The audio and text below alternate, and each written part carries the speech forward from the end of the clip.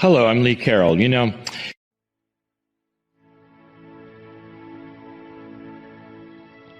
Greetings, dear ones. I am Kryon of Magnetic Service.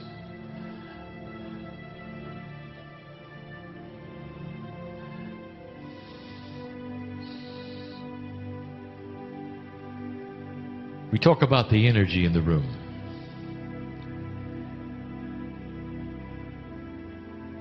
There'll come a day when you can see it. For all energy is measurable, all energy is seeable. If you have the things to see and measure. But it's there. And to set the stage of the energy that is here, I would like to tell you what it is that we are doing. An entourage comes in with me of beautiful beings. I'll call them family. In some cases, you will call them relatives and friends. When you talk about the entourage of Kryon, you talk about the soup of God, you talk about souls that have been, souls to come, and energies that are unexplainable, but you feel them as love. And it creates a safe place to be.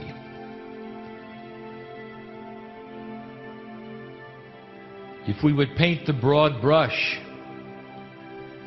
there is compassion, there is love, there's understanding, there's family, there's all that is.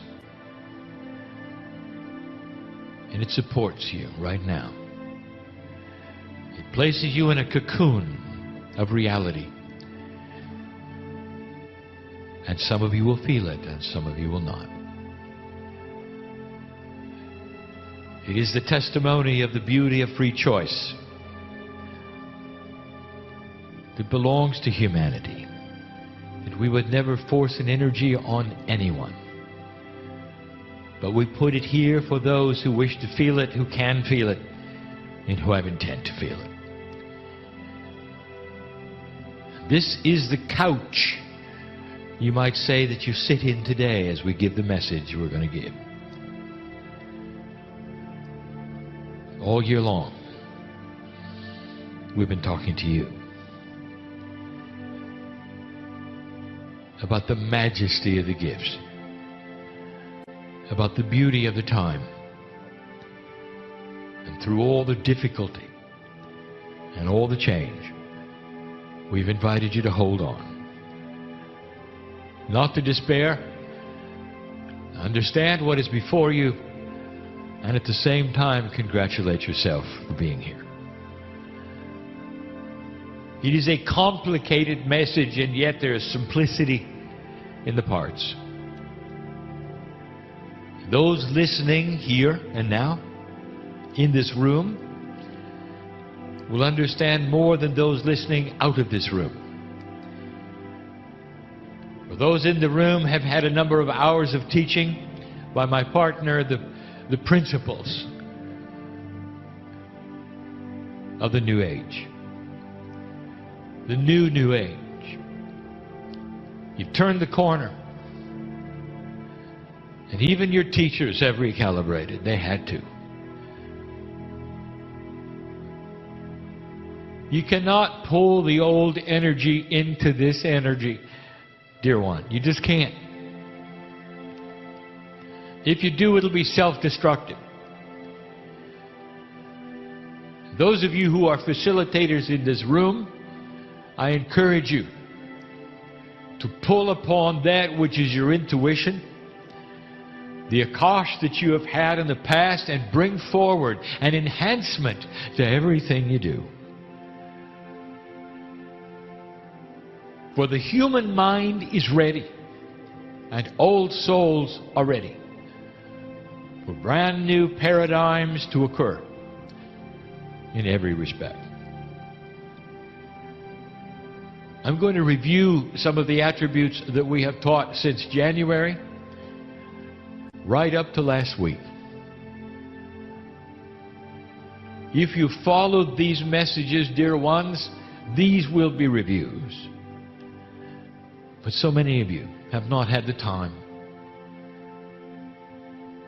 And so some of these will be important, and it's the only time you're going to hear it wrapped up in this way.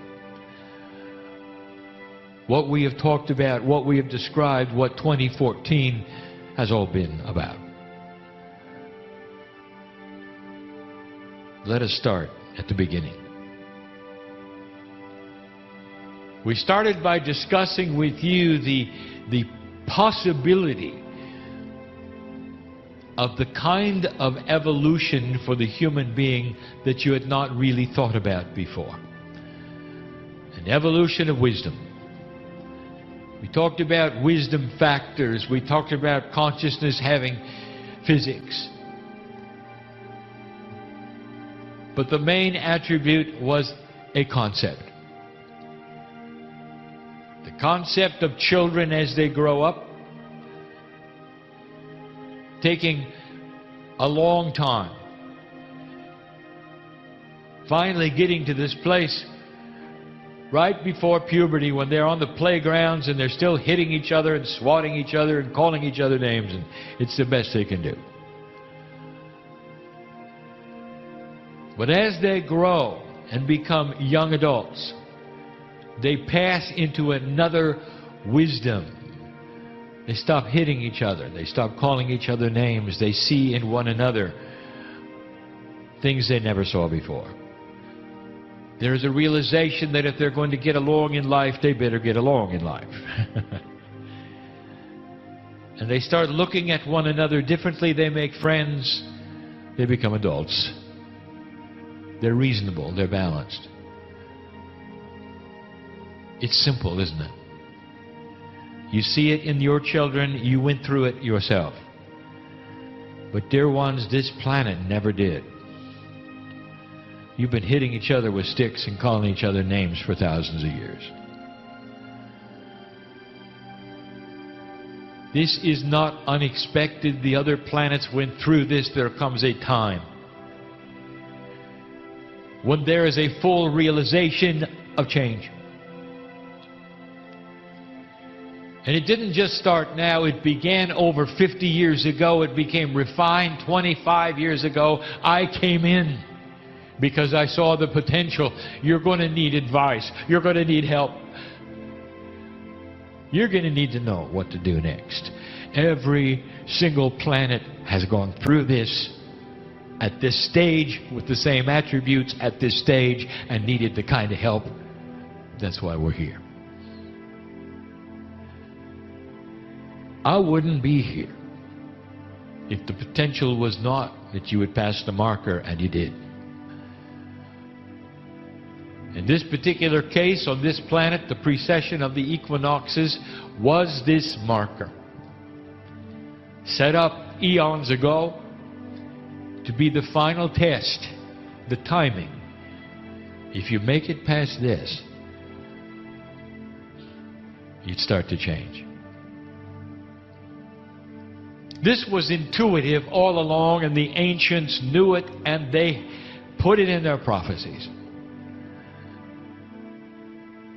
You can read it, you can find it, you can see it in their calendars, and here you are. This is point one of the message.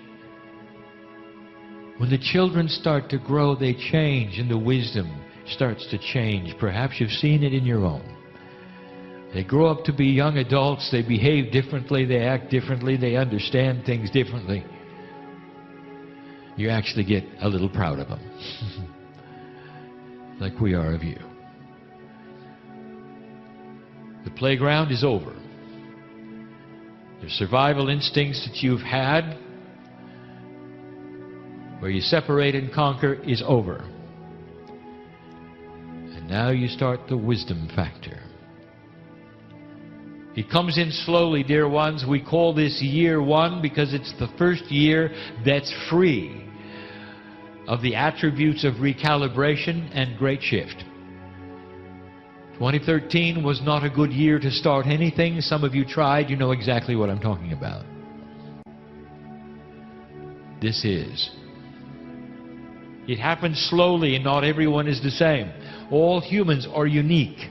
Some of you are still going through the shift and the change with attributes that are going to take longer than others. It depends on who you are. But all of you have the potential of great shift. And it's not negative. Do you hear me? It's the human being who sees it as negative is the one who does not want to go forward. Because they are afraid of it. Because they don't know what it means. Point one, if I could tell you anything about this, you're going to like it. Getting away from the playground means the bullies are going to be gone in the world. Getting away from the playground means you don't call each other names anymore. You work things out. Dear ones, this is the cusp of peace on earth. Peace on earth, we then told you, is not the final goal. It's the beginning of the final goal. It's going to be the easy part. Believe it or not. Wisdom does that. And as your children became more mature, you didn't have to beat it into them to be nice to each other. They just were.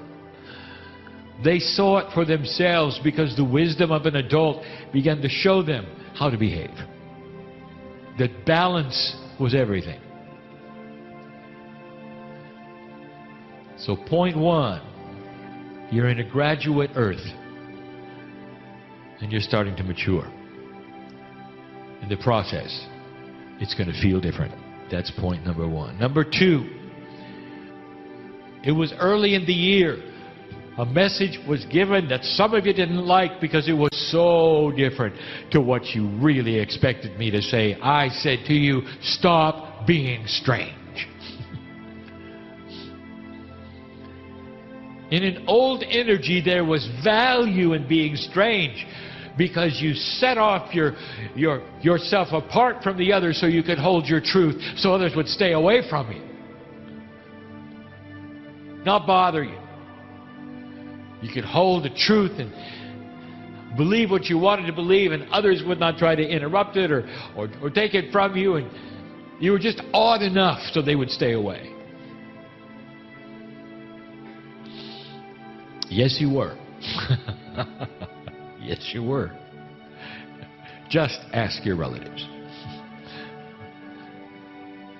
You know, the holiday time, dear ones, is a really challenging time. You've got to be with them whether you want to or not.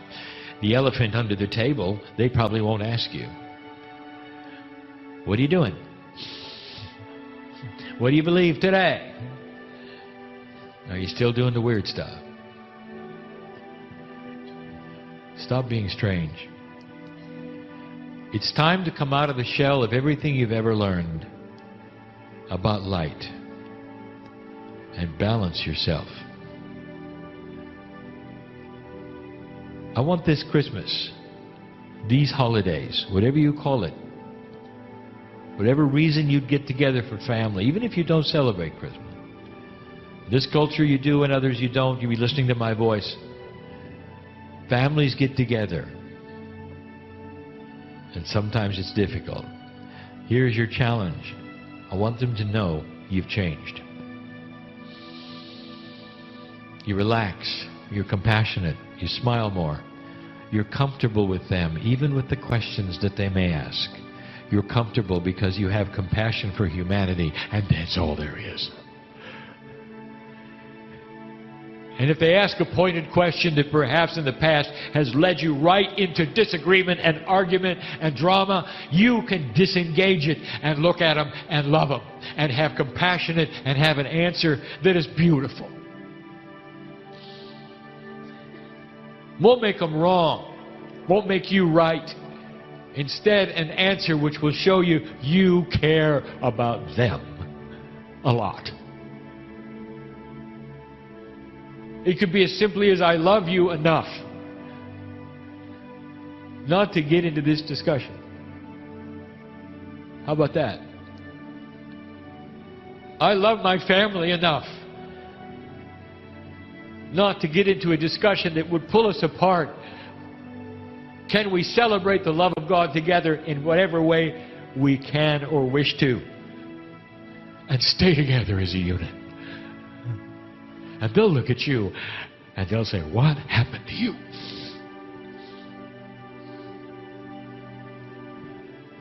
If you separate and show unbalance, there isn't anybody who's going to want to be with you. Do you understand this? Do you understand this? You can't shine your light when you appear to be unbalanced to the person next to you. At work, balance is the key. Not isolation, not odd, not strange. It may be time to stop telling people what you believe. You don't have to anymore. You can just believe it. Do you understand that? Sometimes there are things you can say which will alienate people next to you. And they'll recognize immediately you must be one of those strange ones, one of those odd ones. That's no longer what we're asking.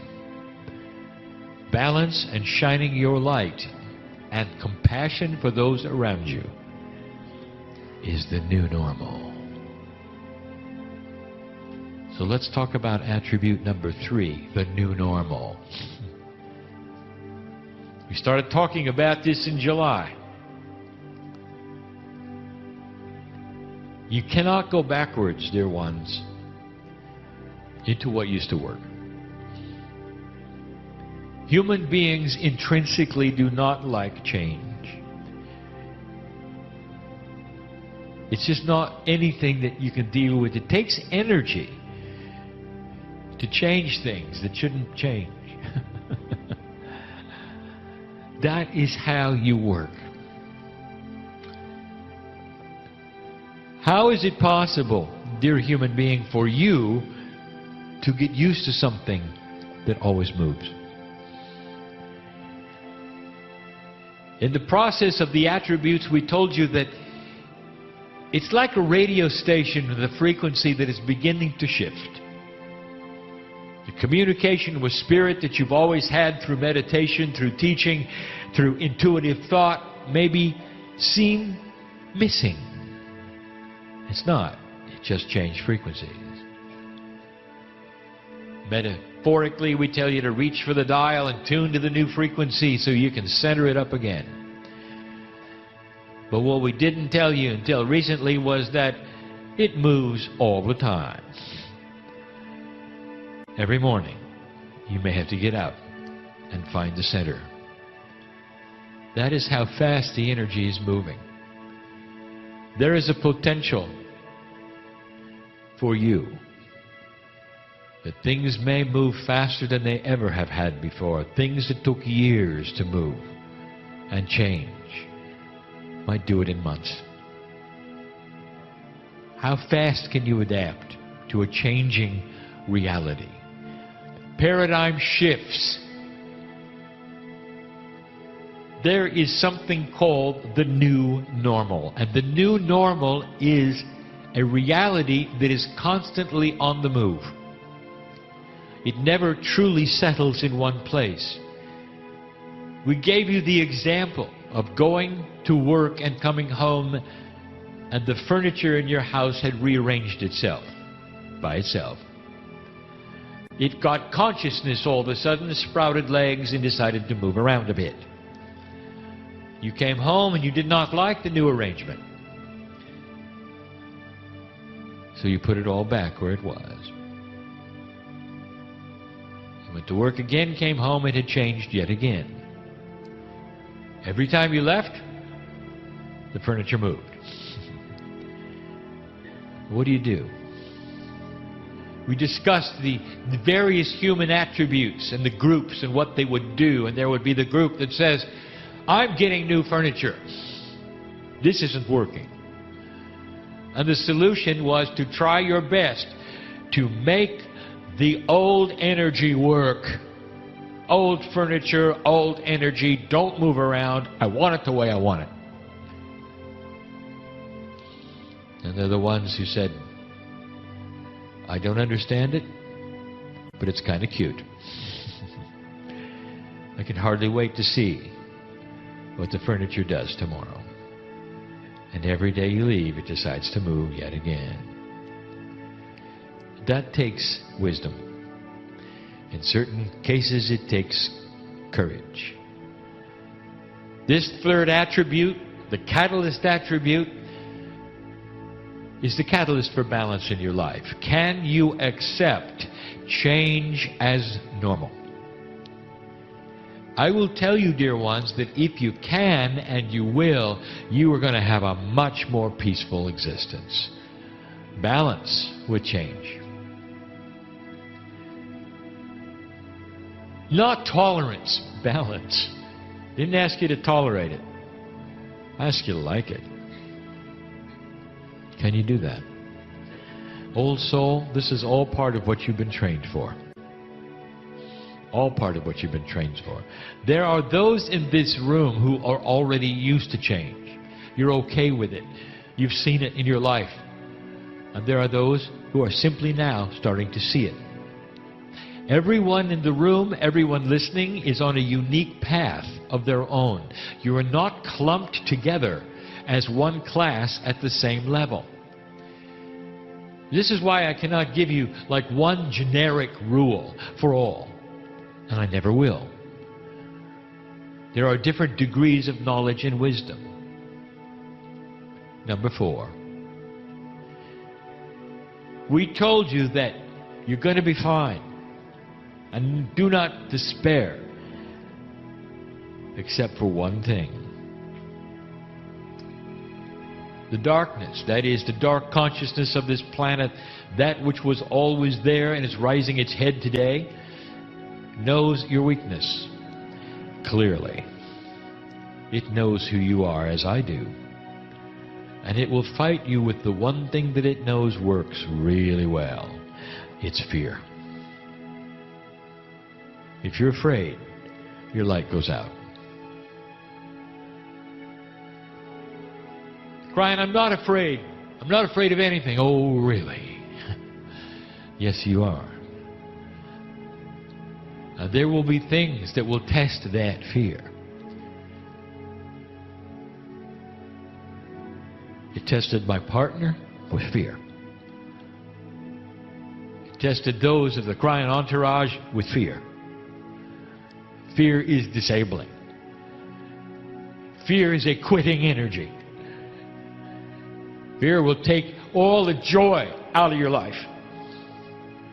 And you'll be left with nothing you recognize, and you won't even know who you are. I'm telling you, dear ones, that fear is what the darkness wants to create. Now, I also told you there's a solution to it. Fear cannot get in if light is being broadcast all the time. Do you hear me? It's time for you to stop protecting yourself by some imaginary shield from either dark energies or dark consciousnesses or anything else that you can imagine is trying to get to you, and understand the new parameters and the new paradigm. You broadcast light, and you broadcasting light, nothing can get in. Nothing. It's not about shielding anymore. You are now proactive. You're not sitting there trying to ward off the arrows coming from the darkness. You are light. When you have that consciousness, there is nothing that can get in. Nothing. For as long as the light is held, the darkness cannot get it. You understand that principle? It's a metaphor, but it is true. Your light is defined as your compassion factor, your wisdom factor, your joy factor. Don't let them put it out. Don't let them. That was number 4. There are 6, so we're almost done. We're racing through the whole year of training. Then we started telling you about innate. We wanted you to know that whatever it was in the old energy, this is different. The smart body called innate is starting to increase in its efficiency. Bridges are starting to be built between the corporeal synaptic brain and the pineal. And what this means is that intuitive thought is going to become clearer. Do you know how the human being is really designed? I have said this before. It's so that your intuitive brain, that which is your pineal, is supposed to be as large a player in your reality as your corporeal synaptic brain. And that between the two of them you have a balanced human being who can create synchronicity at will, who understand what's wrong with their body and way in advance of a problem can take care of it. Will see things coming before they happen because the intuitiveness of you can see it, a bigger picture. That's how it was designed. This is the beginning of that. Some of you are going to become more intuitive. In the process, it's different. Let me give you some symptoms of an intuitive brain starting to assert itself in a human being in a new energy. Sleeplessness, change of diet, walking funny lines on the street. In other words, balance issues. How you doing so far? You don't change your biology this radically without symptoms. What does that create in you, especially those of you who are getting older? Fear. I'm losing it. Why is it the human being always goes to the dark when something changes? Change does not mean negative things. When you were a child, you can't even remember, and you started developing, and your body started to become bigger. Do you remember this? You celebrated it. You could hardly wait to be bigger. You could hardly wait for the things that you could do that you see the other children who were bigger done. You loved it. Now here comes change and you're older and you're afraid of it. I want you to understand, you're not done growing. How would you like to do what the adults do on the other planets? You can hardly wait. Your innate wants to connect fully to you. And it's beginning in some of you. Don't let it be to worry. Let it connect. Your body is listening to everything. Everything. It's not only listening to those things you tell it regarding the three-dimensional things, but also the things that you simply think about. Your body listens. How are you doing in the self-worth department? What are you telling yourself? Are you telling yourself you are unlimited? That despite tradition and everything you see around you, you can last a whole lot longer than anyone around you will. Because you don't have to age. Now when you say that, do you really believe it? Or is there a part of you that says, sounds good, how am I doing? Self-worth is the major issue of the old soul. And we have taught this over and over and over because you have spent so many lifetimes being beat up. Physically, mentally. Here you come to this one and everything in you cries, it's going to be the same. And it isn't. How are you going to get through that?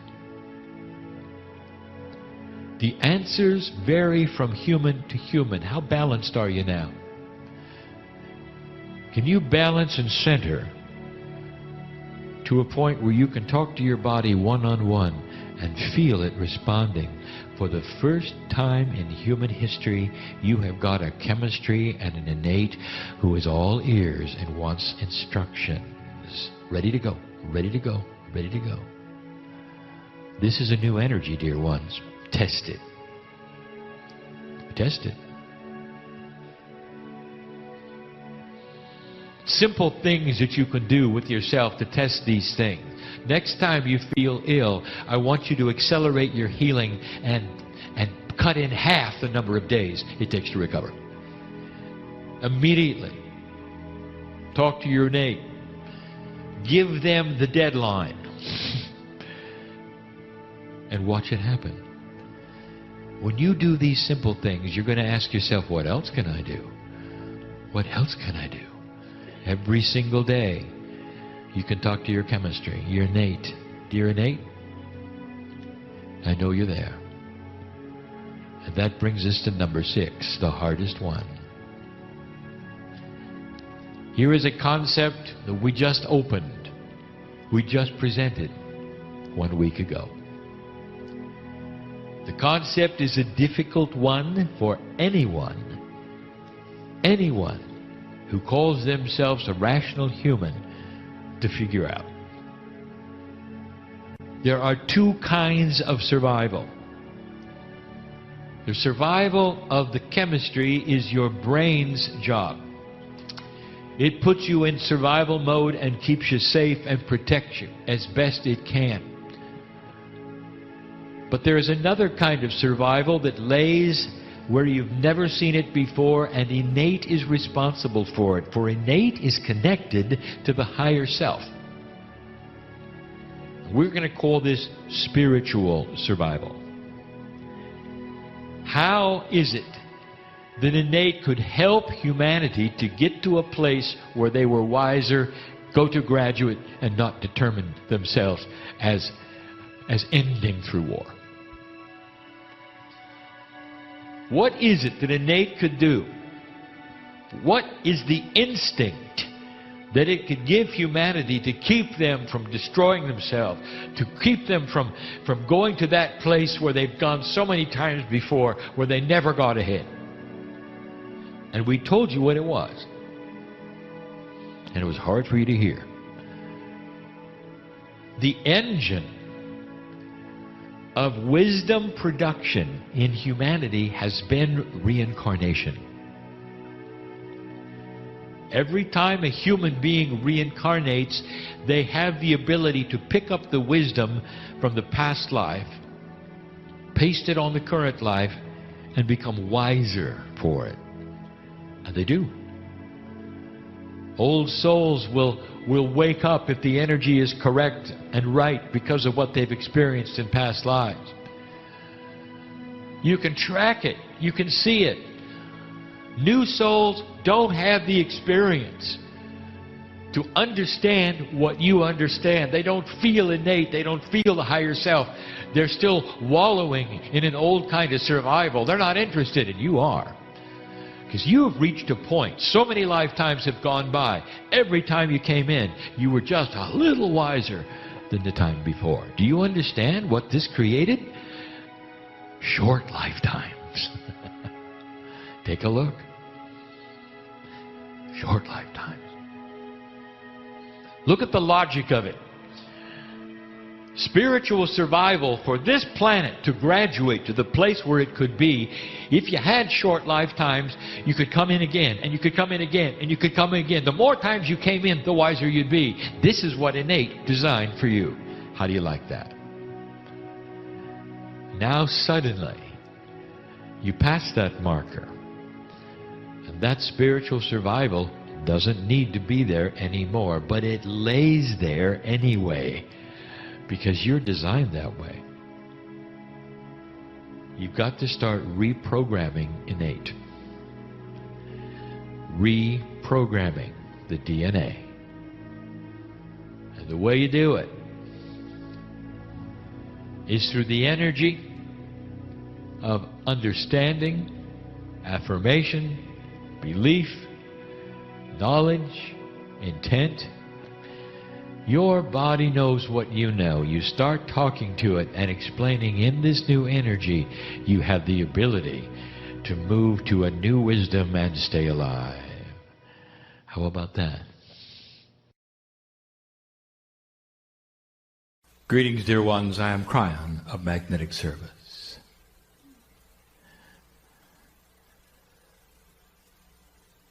I deliver a message which is now known to my partner, but not completely. The message this night, not just for those in the room, for those who would give intent to hear these things, to read these things, are part of a group of those awakening on the planet, giving permission to stretch that bubble of their reality to include that which heretofore has been strange, illogical, and not something that would be part of their reality. And this, dear human being, is what is earmarking you as different from the others, that you would go beyond your fear and push that which you consider to be real into a place that is not familiar to you. A place where you have to ask the questions, what now? Where am I going? What can I expect? And you will not receive the three-dimensional responses that you're used to. And we know that. Oh, dear ones, there is so much help for you. If we could give you the principles that we have given before of how these things work, you are not alone in these things. When you decide to do anything that is sacred and what you would call spiritual, or what you would call work on yourself, there is an attribute which we have channeled about in this very area. You actually broadcast an energy of intent to the cellular portions of your body which are divine. And a signal is sent to them that activates an energy that you don't even know you have. But oh, if you believe you've got God inside, then you have to understand there is something in there that will respond to your intent to meet God. To meet God in a way that keeps you alive and well and peaceful on the earth. Free of disease. One who will have the energy you deserve for the age that you are. And it is absolute. This energy is going to be delivered to you. And you will see it and you will feel it as you progress through your desire to meet that which is in your cells, which is divine. Difficult to explain to you something so invisible, so magnificent. But even more difficult is it for me to explain those things which you cannot ever see. A system that we have that you know all about when you're not on your side of the veil. It is complex beyond belief, not understandable in 3 dimensions. And yet we describe it to you yet again today. We really want you to take this in. We teach this today to satisfy some of those of you who wonder, but also to give you information that is an enhancement of the magnificence of the human being. I want to talk about your past lives. I don't want to talk about past lives in a way that you think. I want to talk about all of them. Who do you think you are? What is the history that you think you have? And right away, I will tell you, as complex as this is, you have drawn a box around it. Even the metaphysical ones in the room, the esoteric ones, you've drawn a box. And the box is human life, how many times you might have been here, who you might have been, how you contributed to the earth's energy. And if you did that, I would say, how special, how quaint. You have no idea. You have no idea. There is a system that is grander than any system that you can comprehend. You are pieces of God, and God has no age. What you call the God energy, the creator of the universe, is not just the creator of the universe. That God attitude energy is the creator of all things, including those things before the universe. You cannot start with your universe.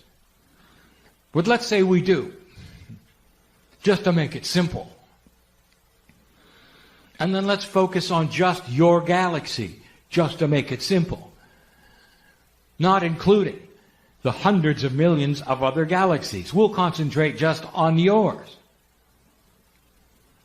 And we'll say that this Earth of yours is a baby. Oh, it's been around as long as your galaxy, made from the same stuff, entangled with the center it is, just like all of the others. The solar systems, the star clusters, all going around at the same speed. Entangled they are. But this quantum entanglement has something else you should know about. That whatever life there would be in the galaxy that is advanced enough to have quantum inventions are all talking to each other. You've given them many names, and you're aware of them. Those from perhaps Orion, those from the Arcturian, perhaps the Pleiadian. And what is their relationship to you? Have we ever discussed it? And you sit back and say, oh, I wish I knew more about them, not understanding for a moment you used to be them. Oh, they're still around. But your soul has moved into the new planet of free choice, Earth. You were seeded by the Pleiadians only 200,000 years ago. You're a baby in the galaxy. You are the newest life form in the galaxy.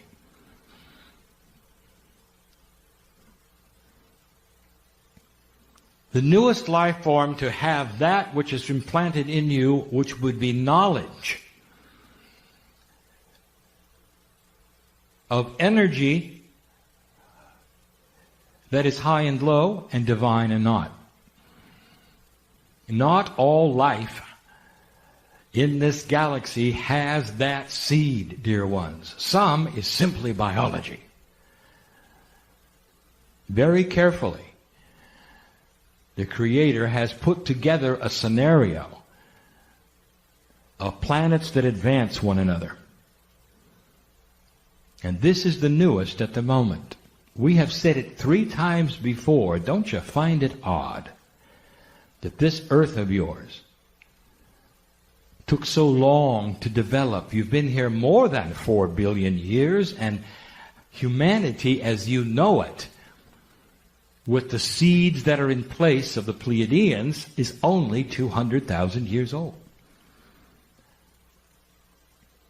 When you trace back what you think is humanity, you can't go back much more than 10 or 15,000. How many years did the Pleiadians have from the place where they graduated to an advanced state of enlightenment to the place where they seated you? 1 million Earth years. And they were the baby at the time. They don't measure it in years, by the way. You can't. For the year only responds to the terminology of you going around your sun one time. The galactic measurement is done in what they call revs, That is to say, revolutions of stars around the center. And since they go all at the same speed, it is a common measurement for every single star and cluster and planet in the universe that is your galaxy. It takes you 240 million years to go around the center. There are civilizations that have actually gone around one rev. And you sit here at 200,000 years. So what I want to tell you, dear ones, if you're going to talk about past lives, you have souls that incarnate wherever the planets need you to do so. And you have been here for at least a rev. On other places, other planets that come and go, looking much like you do now. Is there any proof to these things? Not yet. Not yet. There will come a time, and it's not going to become soon, when there will be an invention on this planet that you will measure civilization from. And everything before that invention will seem like the Dark Ages, and everything after it will be the new planet Earth. The invention that we speak of is that which enables you to create, sustain, and measure a quantum state. And it will begin with those who figure out how to see it. If you can see a quantum state, that is to say, measure it and somehow observe it in 3D, there is going to be revelation. For you will see things that are unseeable to you now, which will lead you then to inventions you cannot conceive of. Let us say Christopher Columbus gets out of his ship and meets you today in the room. And your task is to explain the internet to him. There will be no understanding, no matter how long you sat. Do you understand this? For the consciousness of him, his time, what he believes, and his reality can never mesh with what you know. There'll come a time when you will look at what you know today and consider it in the same way. For you have chosen to pass a barrier. And this barrier is what we always expected when I came in 22 years ago and told you this was it. It is what we saw as the potential. And the potential is being manifest. You may not like what is going on in your country, but you are recalibrating things that you need to recalibrate to move into what we would call the seeds of the future. It'll change everything. Consciousness cannot continue in an enlightened state with greed. There are many things that will recalibrate themselves, and what you would expect naturally instead of have to create. There will be a time when politics is not as it is today. That is going to require those who are older now in places of power to be no longer there. And that will happen through an attrition of retirement and death. When the new generation is in place, you will start to see that which is different thinking, systems that no one has ever thought of, ways to create the things today you struggle with.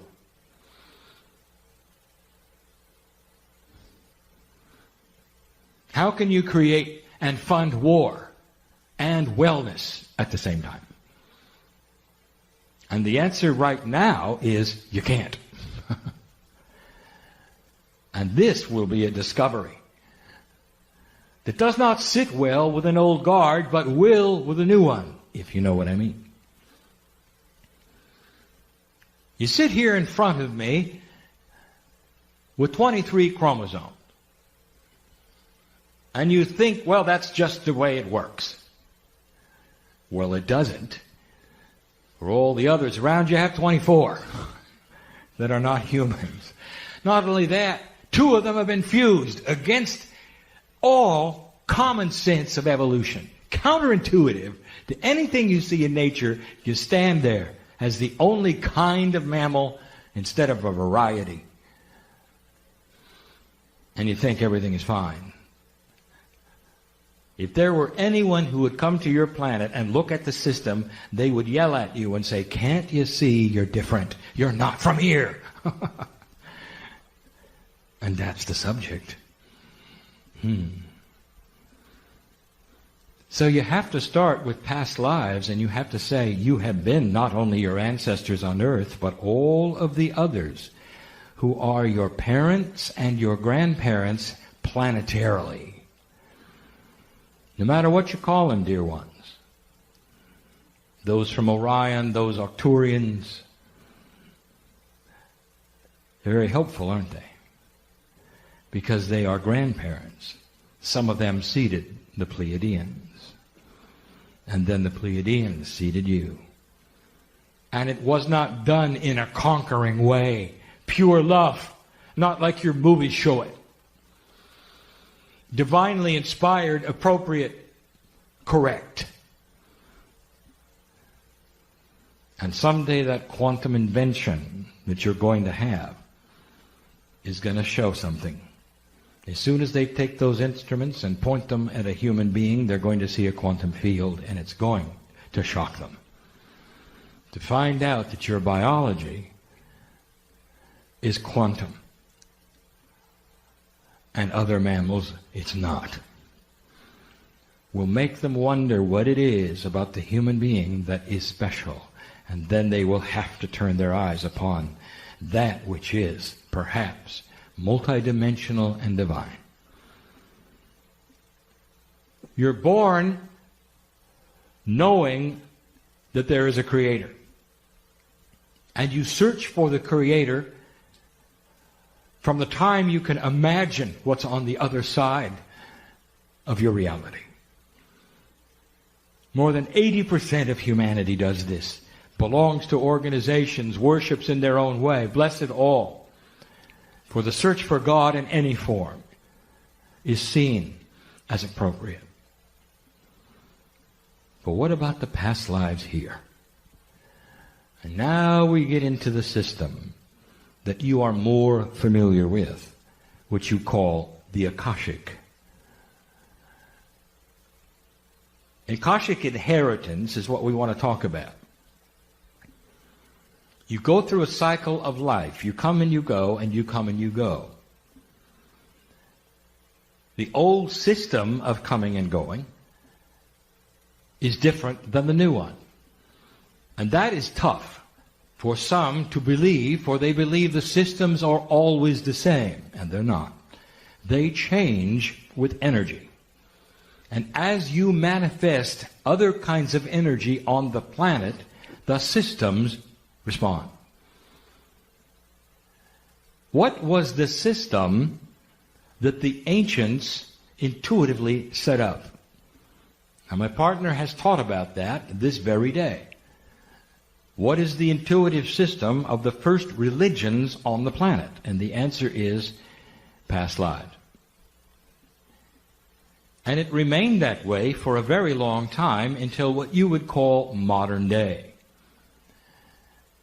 And the modern day systems threw away the potential that you had lived before. And the reason, a long time ago, was for control. For if you only have one life, you will only have one afterlife.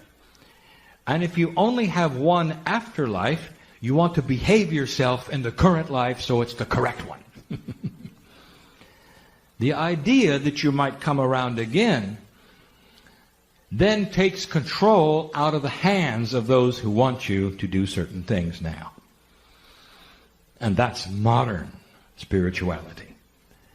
Well, there's nothing modern about it. Because it is not that which is so. It doesn't matter what the human being believes, honestly. As long as they are aware of the God inside. For many systems serve the human being in worship, even those that don't believe in past lives. For there still is the love of God in every single life that is enhanced through that which is awareness, worship, meditation, energy, all seen by Spirit as a touch of you to the family. A step closer to understanding who you are. Any system based in love is a good system. For compassion and love is the core issue. And that's why you have past lives. Every single lifetime that you live is collected and imprinted in two places. One is the crystalline grid of the planet, and the other one is in your Akash. Your Akash is actually in three places. We've told you this before, but the one that is tonight's subject is that in your DNA.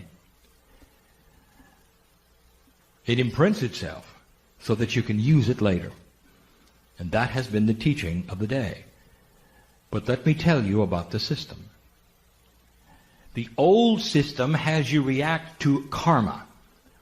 Karma is incomplete energy of an expression in the past. That is to say, you come in incomplete in a way that you have a life lesson to then correct or complete the things that were not complete the time before. And we told you this years ago, that system can be now augmented, and you can throw away any energies of incompletion. For you now may manifest that, not only which is your own Akashic remembrance and energy, but that is to come. Let me explain. You come into the planet and there is karma. You know how to remove it. For you now come in with a consciousness that says, I don't need it, and so you remove it. Instead of karma, there has to be something to drive what you do next.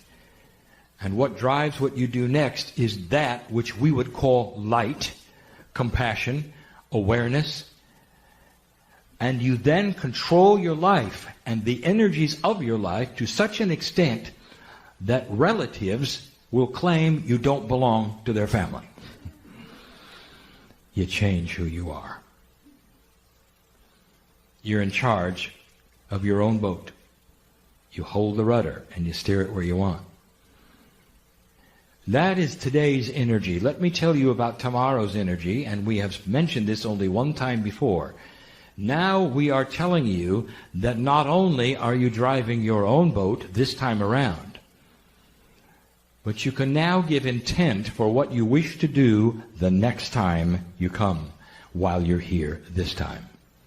That has been reserved for you after you get to the other side of the veil, which is my side, looking at everything, all potentials, and coming back in. You now do it while you're here. Through your intent to see what must be done, you choose, shall I come back in the same family or not? Which is the next subject. What should I do that I could not do now because of who I am and where I am, and how will I change it? And you give intent. That's new. I would like to tell you something, dear ones. That is master quality. That's what the masters did. And you are doing it. You don't even know it. You're working on your self-worth and you have no idea how far you've come. All right. Let us reveal some things that you have not been told recently about the whole process of past lives. Now we turn the page and we deflect from the subject, but not really. We now wish to reveal to you something that has been asked us many times that we want now to tell you more clearly. Here is the question. Do animals have past lives? Do they reincarnate? Even more than that, what do they reincarnate to? I'll answer it, and many of you won't like it. Here's the answer. First of all, throw away your idea of the linear progression of animal incarnation if you happen to believe that it exists. A mouse does not become a dolphin. A dolphin does not then graduate to becoming human. You may look in a human being's eyes and say, I see dolphin energy in there, and it won't be because they were a dolphin. There's other things. So right away, we're going to shatter the idea that there is a graduation process through animal incarnation. There is no system for animals except one. Do animals incarnate again? Yes. What is the system? And this is the one that is hard to describe, for it is not linear. I will tell you the only animals that incarnate are the ones that are around humans. That's all. Animals in the forest, they don't. In the plains, they don't. In other words, they have to have been influenced by human consciousness, and that enhances them. They have no divinity in them like you do in yours. There is no test of their consciousness like there is yours. They have in their intelligence, as you all know, the concept of unconditional love. And that doesn't belong to you, does it? You have got to work for it. And they are there, therefore, for one purpose, if they're around you. Love. And if that is generated in an animal, it sets up a system. And that system can be then extended over and over and over, for they don't live long enough. There are those in this room who need to hear this. Those who are listening who need to hear this. Hearing, reading, need to hear this. There is a way to extend the love affair of your animal.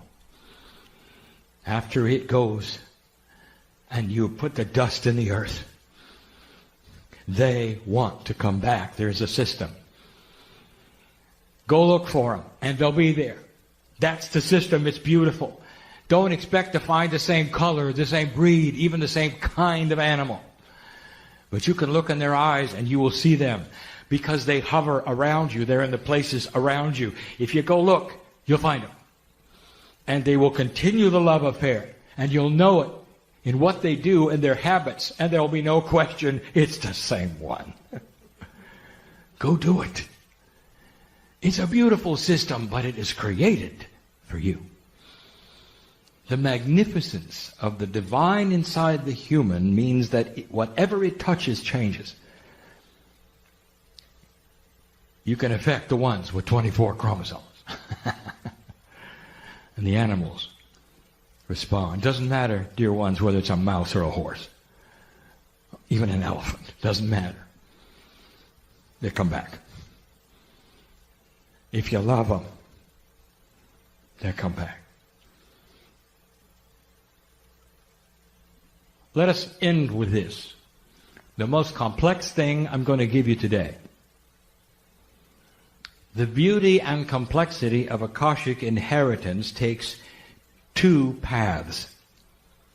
Because you are linear thinkers, because you are in 3 dimensions, you have always allied Akashic inheritance to your chemistry. The man in the chair before you is 4th generation Irish. Goes all the way back to the seed country. And so there is the thought that his Akash, that is where he was in the past life, simply matches that which is his chemistry. And it doesn't. And it doesn't with yours either. 2 complete separate paths exist. That is to say, the man before you in the chair although he is fourth generation Irish and has Irish blood, might as well just have come from India the last time and hate meat and potatoes. And you'll say, wait a minute, how can that work? And that's the point, it does. So it doesn't matter about the lineage of your parents. That is totally chemistry. And the genes that are represented there are a three-dimensional system. You'll have their eye color, some of their attributes, even some of their talents and their looks. But you may not have anything else that has to do with them if your last lifetime was in India. And what if it was? Let's say it was. You're going to come into this planet, born in America, perhaps, let's say, of Irish descent, let's say, just as an example, and you're not going to want to eat meat. And so you will become vegan. And it works for your body. And those around you will wonder, what happened to you? And why would you do this? Now there is a propensity for everyone to stand on their soapbox, so to speak, and say, this is the way to eat. Look at me. Not understanding that the statement should really be, this is the way I should eat, based upon my Akashic inheritance. And that's as far as you can take it. For all of you have a different inheritance. And when you start combining them, that means that every single chemistry of everyone in the chair wants to eat something different for them. And some will be just fine with everything that's put into your food in America. Because you've been here so long, your body is used to it. It's even handling the preservatives. And others of you will come in and immediately react because you've never experienced it. Now you'd say, wait a minute, that's chemistry. I told you it would be complex. The Akashic inheritance and the chemistry inheritance meld together in a very odd way and create a scenario that is not explainable in linear terms. Now I've just given you something to think about. But it starts to explain perhaps some of the things that don't make sense with you. How you can have certain attributes of your parents and yet others you have no idea. Well, we know. And a past life reader may help.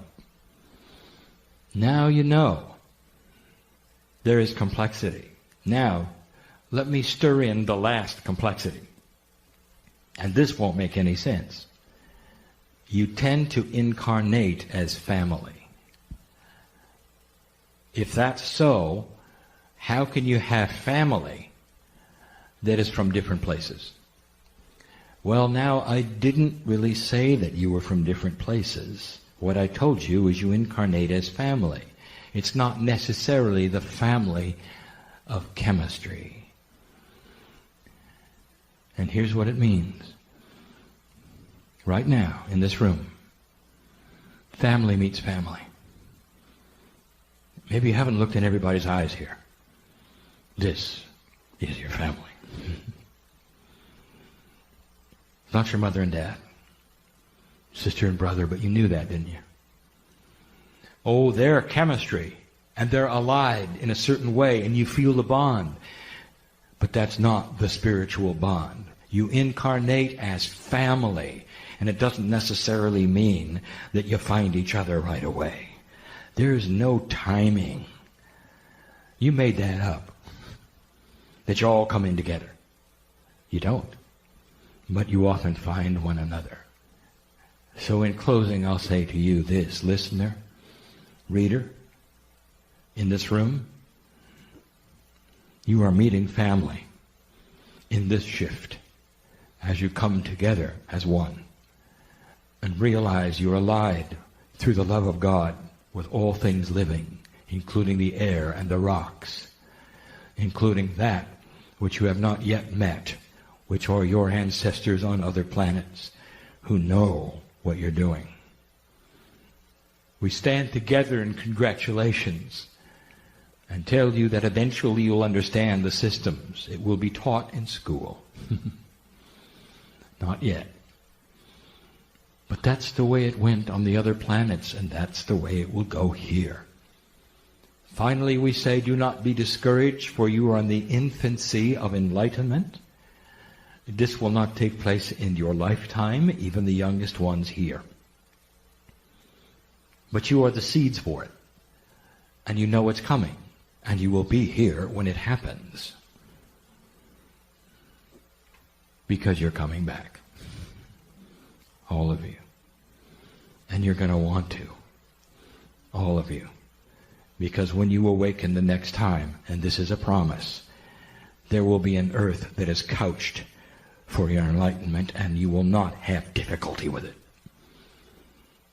You'll not have to struggle like you did this time and relearn everything like you did this time. You're going to awaken with a concept that God's inside. And that's because you've changed the energy of the planet. And you continue. The crystalline grid resounds with this and will cooperate with this. Gaia awaits what you're going to do next and will then morph to complement the energy that you create. And that, dear human being, is something to celebrate today. Leave here differently. And so it is. Hello, I'm Lee Carroll. Time to bring your energy in. And as you do that, settle in. Just relax. Give yourself a couple of nice deep breaths so that you can bring your awareness more deeply inside of you. Another breath. Close your eyes and let your focus gently come to your heart so that as you breathe, your heart energy is connected to your breath.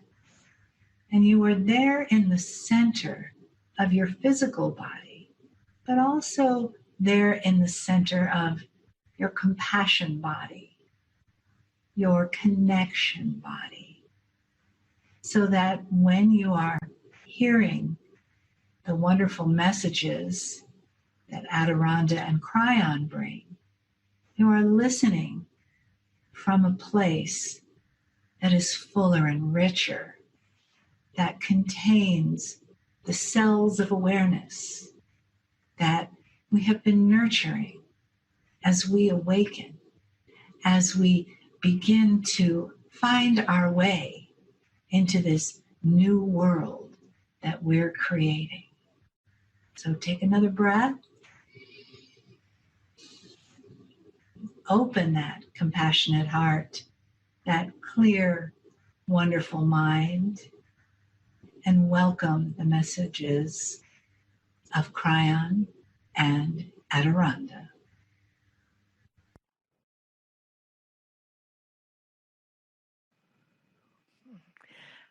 So it is good day to you, huh? Oh, so very good to see your light, your brightness, your divine presence, dearest beings of light. We are so honored to be here with you. And as that honoring is coming in, that frequency is moving and flowing in that figure 8 position, which we love. And it's coming out from you, it's going up, it's going in all directions. We would like to speak with you a bit today about expectations. What are your expectations of today? You will be inspired, enlightened, entertained, learn something, come away with a new lease on your life, a new connection, a new wherewithal with what the universe is and what is happening. Yes. Do you expect, as the dear friend Lee Carroll talked about time and how they've proven that time is a variable thing. It is not a constant nor linear. Do you know that your expectations can actually shift the frequency of time? Yes.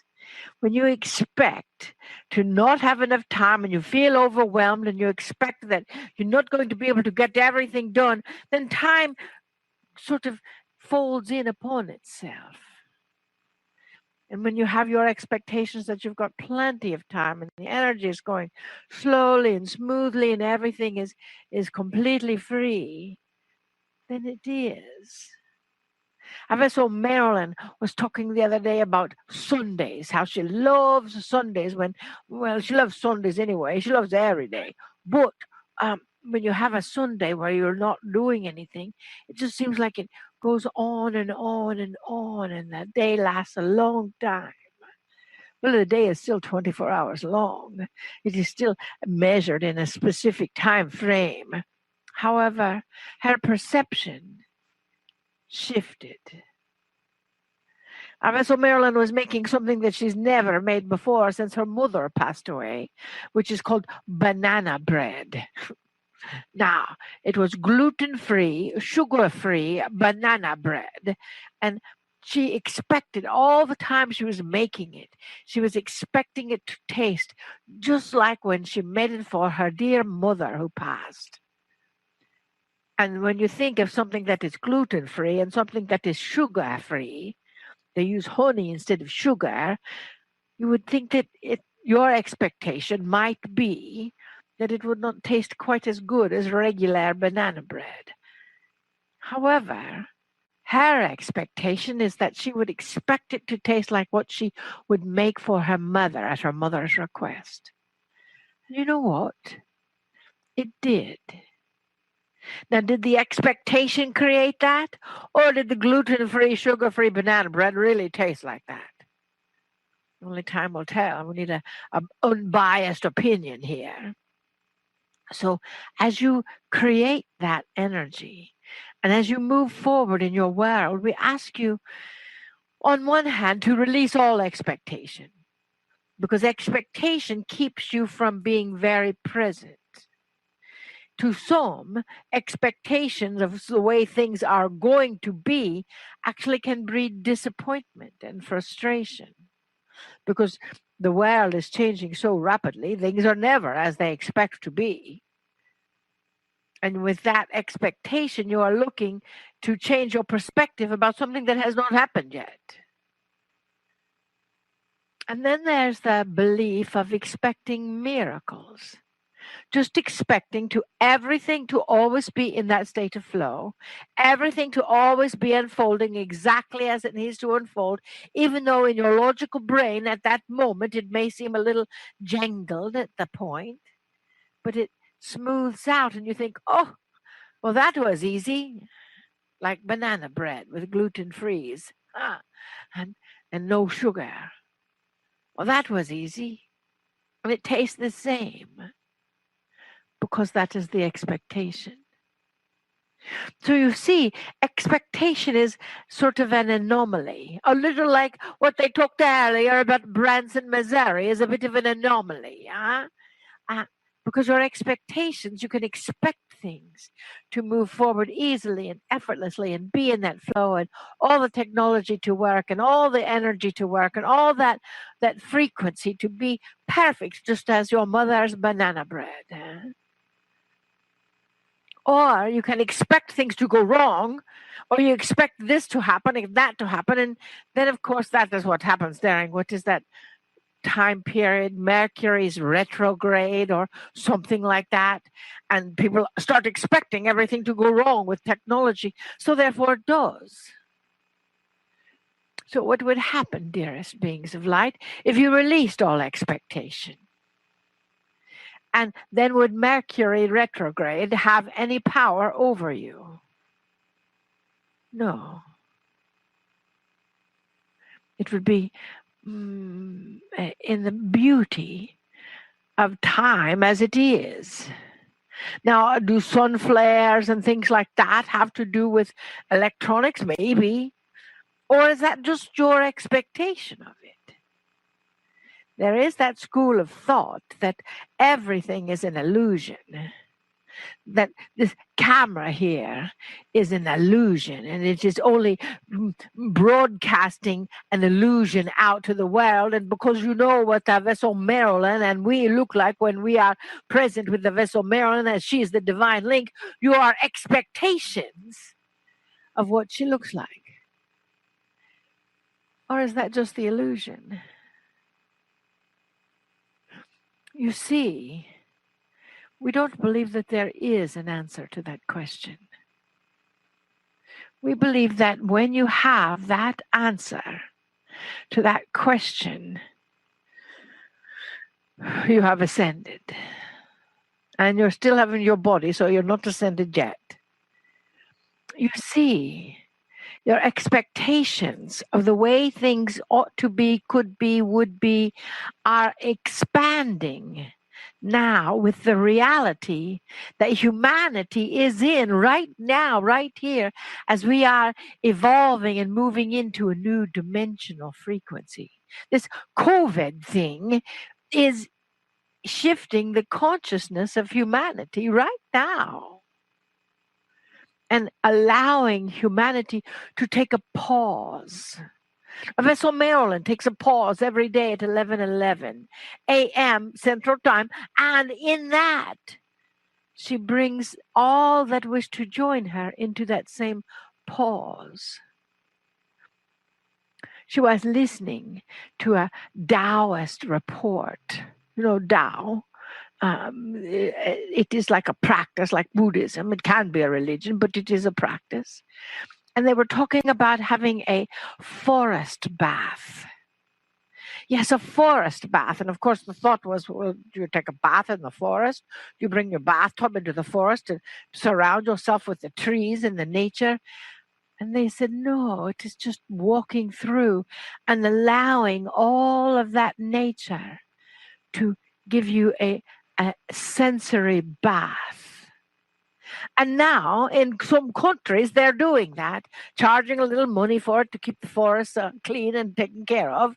But in that capacity, you can actually have that energy bath wherever you are, based upon your expectations.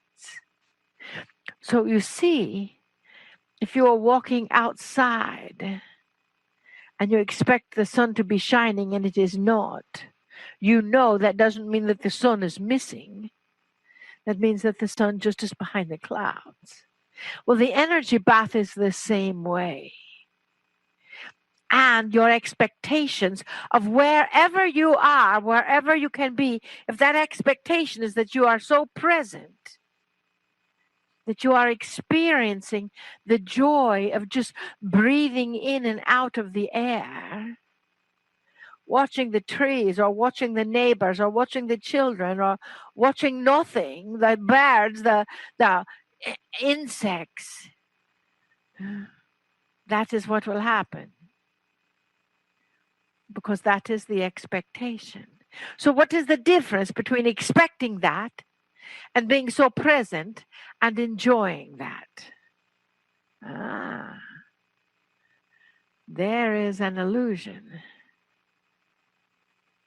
So as you are accommodating that, and you're making it all up anyway, creating this illusion, why not just breathe into the possibility of creating the most wondrous illusion possible? That is what happens, you know. That puts you into that flow of miraculous, extraordinary moments that are becoming ordinary every moment of the day. That is what we believe expecting miracles are all about. That release that something has to be a certain way for it to be good or bad or indifferent. Instead, just allow yourself to be present. Allow yourself to expect presence within you. And the miraculous universe will then respond just as time responds. And as that miraculous universe responds to your expectations of everything being miraculous, just as your expectations of time folding in upon itself or expanding, the universe, source, God, if you would, says yes. Says yes to you. So when you expect that, it happens. And when you expect that, and it doesn't seem to happen in the way you expect it to, that is when you release your expectations. And if we have confused you with all of this talk of expectations to know and not know, and have this and be here and have the illusion and not have the illusion and create the illusion, and to know that it is just an illusion and it is not real anyway, dearest beings of light, you will entertain your brain with all of those thoughts. We will talk more about that. But for the time being, simply take a deep breath.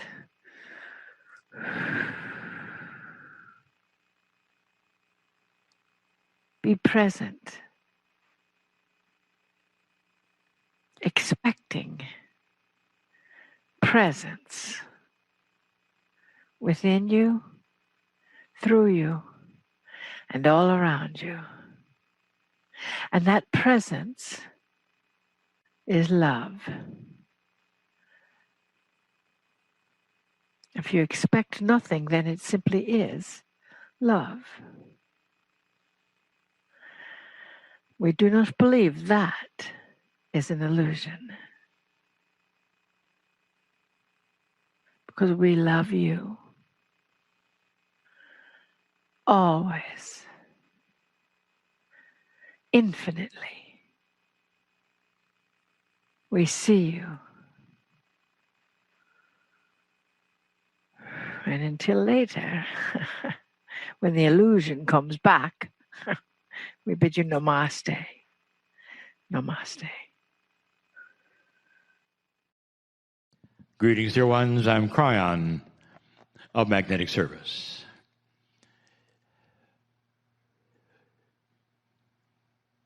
There are many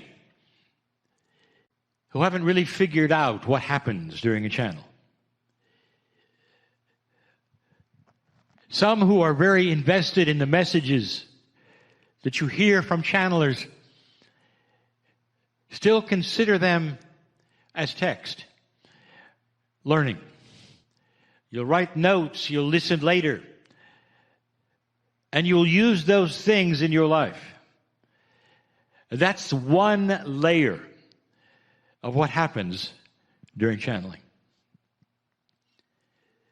But those who are more in tune with the rest of the story understand that every time there is a channel from Source, there are layers which occur for the human being, depending upon their receptivity to the layers. Some are simply information. And there's nothing wrong with that, because that is why they're there. That's where their life is, and they are wanting more all the time. The next layers have to do with energy. What's happening in addition to the information? Well, the first thing I want to tell you is there's a second layer of information. So if you were one of those, you realize that within the message, there are other messages given, not necessarily in the language that I'm speaking. The third and fourth layers on down have to do with energy. What happens during a channel that has nothing whatsoever to do with the information that is being spoken? Is it possible that a channel can create a field? Dear ones, that's exactly what we do, all of us. That's exactly what my partner has done, and Adirondha has done, and all of the council has done with her.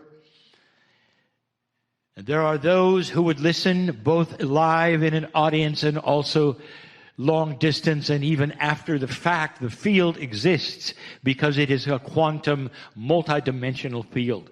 And I'll call it a field of allowance.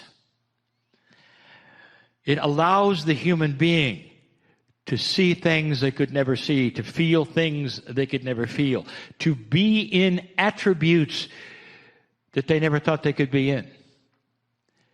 Some see colors. Some have all manner of other situations. Some get answers. Some weep uncontrollably because they finally see love and they realize the truth of what the creative source has in their own soul. Some are overwhelmed because finally they see and feel the handout that we've talked about from the creative source, with free choice to take it or not take it. To have something you never had before, and that is control over fear and anxiety and worry. Some are starting to understand and feel in that third and fourth, maybe in the fifth layer of the information and the energy being given, that there's so much more. It's life-changing. And then there are a few who sit and realize that a field is being created that gives the allowance, and every single cell of their body goes, oh, this would be a good time for the healing that I came for. Is it possible that the channeling can create that kind of a circle of energy, of a field where even long distance, even after the fact, those who would come into the circle would be changed so much that they would have an allowance to heal their bodies when they didn't really understand how they would ever do it before. Kryon, where are you going with all of this?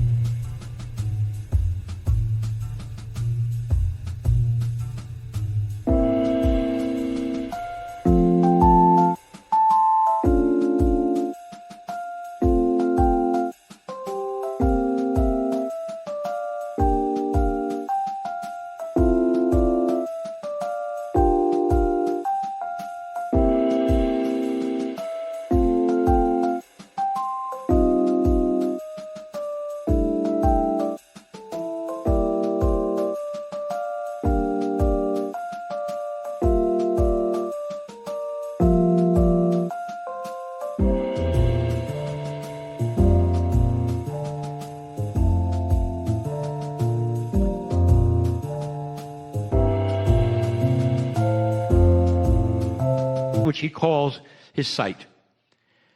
Every single channel, I have told him, should go to that place and be free for the earth.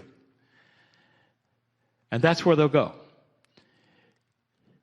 So you will hear all four if you choose, and it is your choice.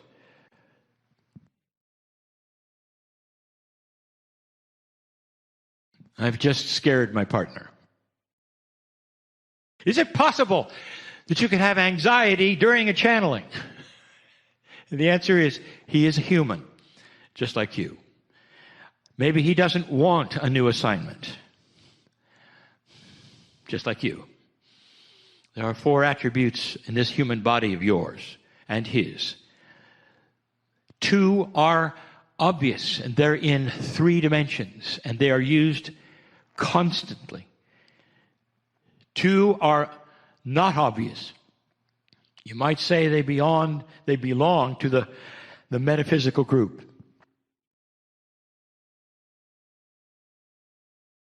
The first of the 4 we'll call chemistry, obvious. The chemistry is the main thrust of healers all over the planet who you know as medical personnel. In all of the hospitals, in all those who are trained, Even those who are metaphysical must understand the chemistry of the body. The thrust that you have on the planet at the moment is that it's the chemistry that is that which is alterable in order to cure the diseases that you may have. And you know what I'm talking about.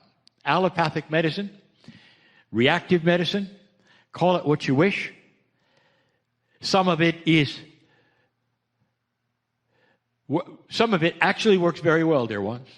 You've made some amazing discoveries. But you still have a system where when you push one thing, something else reacts. You see, your body is interconnected as one thing. You cannot address one organ or one part of the chemistry of a system and not have something else then react.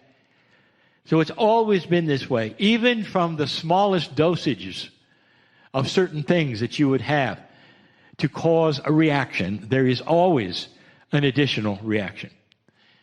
That's the chemistry. That's perhaps the most three-dimensional part of the four that you would have.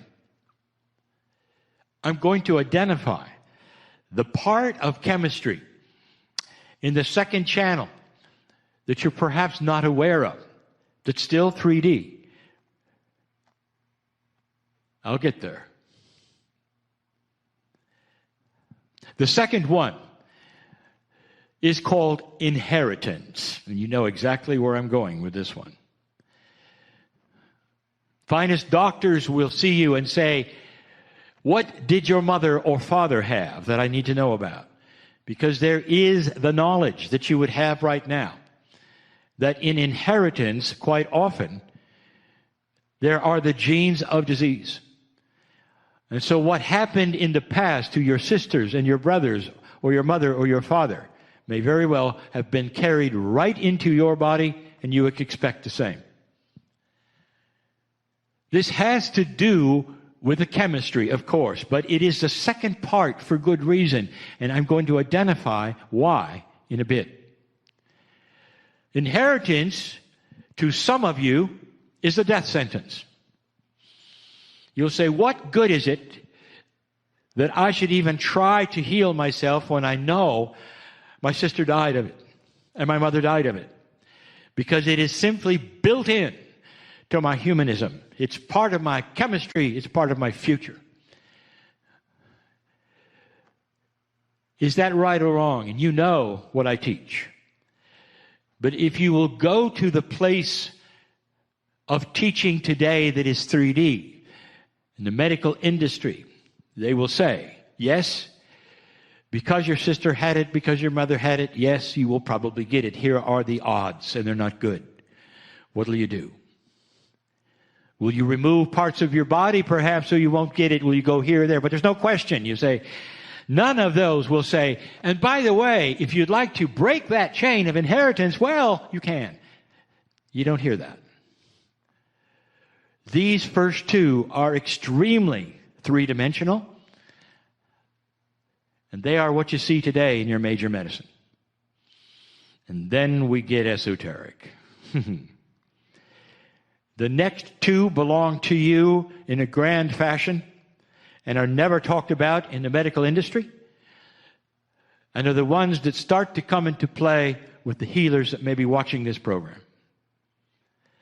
There are so many more than four, dear ones, but all of them will fall into categories of these four that I'm giving you. Number 3 is called the Akashic template. It really, truly is a part of inheritance, but your Akashic inheritance is past life. What have you carried in from the past lives that would be an energy that may very well be a predisposition for you to go to the same places you did before and catch the same diseases you did before and have the same reactions? Is it possible? And the answer is, of course. Because the Akashic record carries your energy of action in the past lives. Those who are afraid of water today perhaps had drownings in many past lives. So what does it do? It creates a situation where you don't want to swim or you don't want to be by water. The same thing occurs when it comes to the anomalies of disease that might make you do things or think things or go places where you're more susceptible than not. Even in your trying to get away from the Akash, sometimes you walk right into it. You know what I'm speaking of. So the Akashic template has to be looked at when it comes to that which is your disease. Even if you back up to number 2, which is your inheritance, take a look at perhaps the lineage of your Akash. Is it possible you have an inheritance in your Akash, even though it's not a chemical inheritance? Do you perhaps inherit attributes that you had? And you do. That's why artists become artists and singers become singers. Because it carries over so strongly. Well, so it does also in the predispositions of disease. What are you going to do about that? I'm going to discuss it tomorrow. The fourth one is the subject that I've always talked about and always will. We'll call it consciousness. Is it possible that what you think can change, number 1, and number 2, and number 3? And the answer is absolutely. Is it possible that what you think can make number 1 and number 2 worse? Absolutely. We taught you that in the last weeks when we said, I want to introduce you to the hypochondriac who was afraid of many diseases and caught all of them on schedule. It's almost like the hypochondriac spends so much time being afraid of things that they pull it to themselves. Is it possible that consciousness can do that in both ways? Is it possible that you can rewrite the templates, change the chemistry? And the answer is yes. I'm going to talk about that tomorrow. I want to tell you, dear ones, I've told my partner specifically, make these channelings free and available. This is not a plan to get you to watch tomorrow. I'm telling you, all of these will be available for you, dear ones, in a package to listen to back to back if you wish, very soon. Those listening later, after the fact of live, I would like to tell you, you have the same thing possible. All of these things are part of that which makes up the human soul. Not the human in a live broadcast, the human forever that is available for you. The fourth channel, the one that my partner is anxious about, when I'm going to give him a new assignment, I will say to my partner, don't worry. But it won't be that easy. He's very human, you know. These are the healing channels. There's more than meets the eye. There's more coming than you know. I'll be back. And so it is.